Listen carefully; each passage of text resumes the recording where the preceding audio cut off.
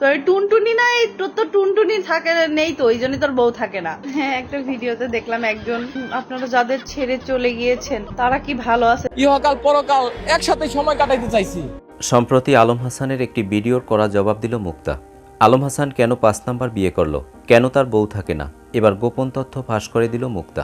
তাকে ছেড়ে তার 4টা বউ চলে আসছে, 4টা বই।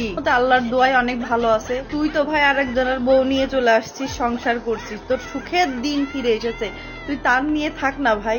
যে তার হাজবেন্ড, তার এক্স বউকে ভালোবাসে, এটা এক্সপোজ করে রাস্তার পারে দাঁড়িয়ে দাঁড়িয়ে, গাড়ির পিছনে বসে বসে। তো এগুলা কি মানুষ দেখে না?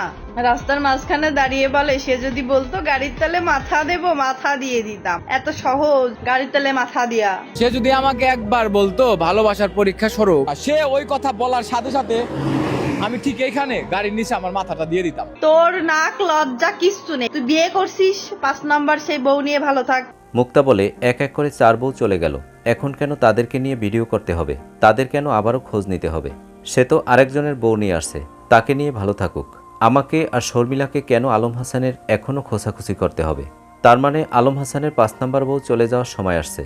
দর্শক, চলুন মুক্তার কথাগুলো শুনে আসি। আমাদের নিয়ে তোর তো এত দরকার নেই, তোর তো বেলা, তোর তো মানে দেহ রুহু মেলা বড়। তোর টুনটুনি নাই, তোর তো টুনটুনি থাকে নেই, তো ওই জন্যই তোর বউ থাকে না। এগুলো তোর ব্যর্থতা। ভালোবাসা দিয়ে, ভালোবাসা মানসিক শারীরিক সব শান্তি লাগে একটা মেয়ে মানুষের।